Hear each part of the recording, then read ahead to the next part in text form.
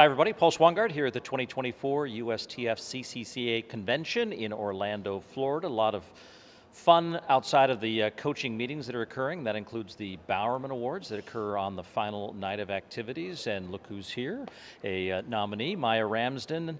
And Maia, first of all, just is there excitement, nervousness, a little bit of both? Just talk about just being here and now being, going through the gauntlet and getting ready for the big show.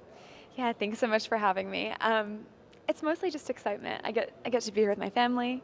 My parents are here. My grandma's here.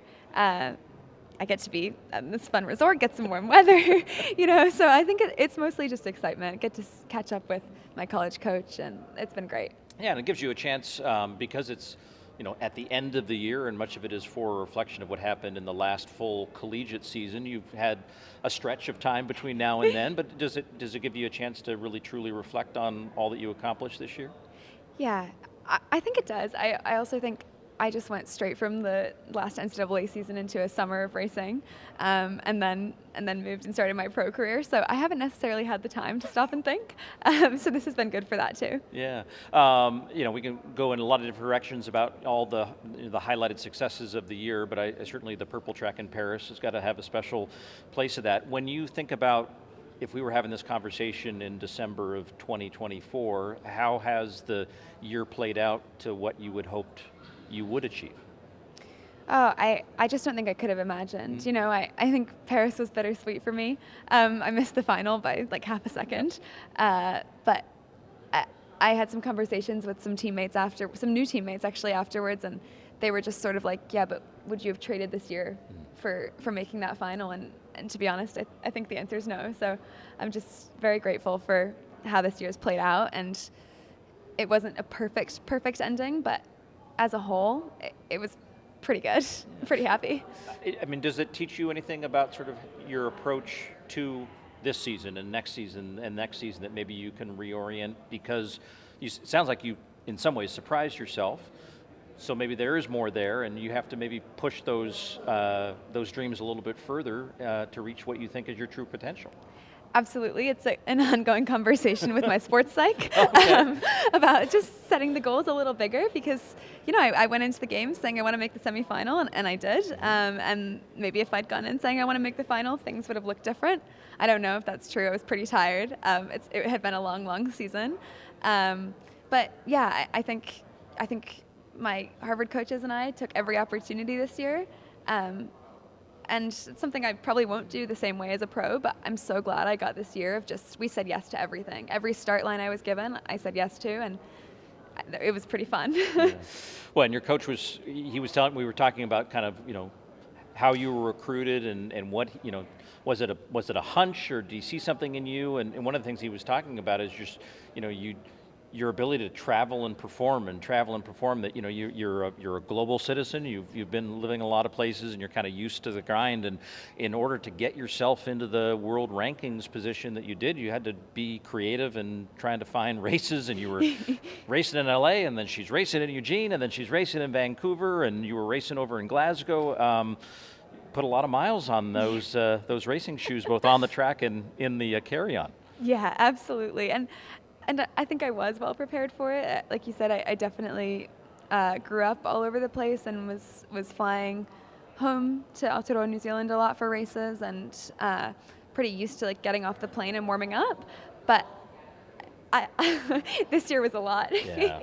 It was intense and wonderful, and I'm ready for next year's going to look a little different. And I don't know, I'm itching to race now, which they do say to young pros that's going to be your reality. Like, you don't race as much as you do in college. So I'm just trying to sort of, be happy and grateful that I did get to race as much as I did, because that is the fun part of the sport. And at the same time, I'm ready for a little bit of a slower year.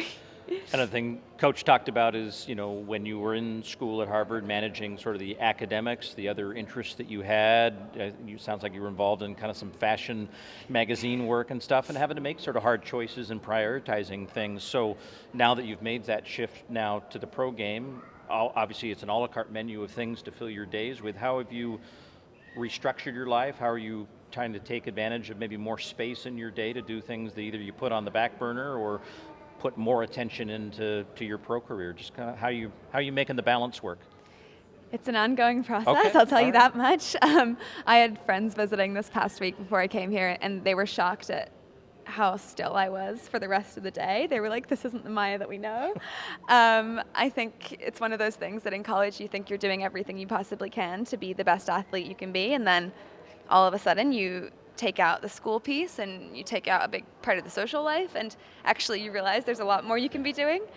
So mostly I think that's where I've been trying to be horizontal in the afternoons. I'm learning to nap to just sort of improve the recovery, but I do think I'm going to have to sort of renegotiate that balance next year. I'm looking at trying to go back to school and do a master's online, remote, or do some research with some professors that I was connected with from undergrad. So I'm still figuring it out. Yeah, but I think you did take full advantage of that student athlete experience. And one of the conversations we've been having with coaches here at the conference is, we're in a really interesting state of affairs with this sport across a lot of sports in the collegiate realm, and trying to manage the direction where a lot of it's now put on, giving the athletes opportunities to change schools and have opportunities to earn what is well-deserved earnings for NIL and that type of thing. But not wanting to be lost in all of that is making sure that the student has the best experience that they can. And I think you probably come out of your experience at Harvard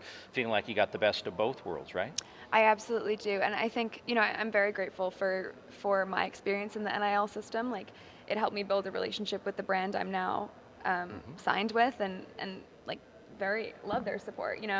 And I think I was lucky because I also had a coach and a program who were very committed to my schooling as well. Yeah. And if anything, my NIL, like, I got to quit my campus job, so I had more time for school. What was the campus job? I worked at like a gift store. All the athletes worked there. Oh, okay. So yeah, we sold Harvard shirts and merch. But those probably sell pretty well. Yeah, you could kind of do homework on the side. Or you want one because you want in, right? Yeah. But it's like I got more time then for recovery to write my thesis, and so in that way it was amazing for me. But I also give a lot of credit to the program I was in. Like, our coaches, our trainers, everyone was just supportive in the way that they wanted to hear what you were doing in the classroom. If you had to stay back to do homework and you were going to be late to practice, it wasn't encouraged, but right. it was accepted as a part of life, and it definitely wasn't looked down upon. So I'm really grateful for that. Yeah.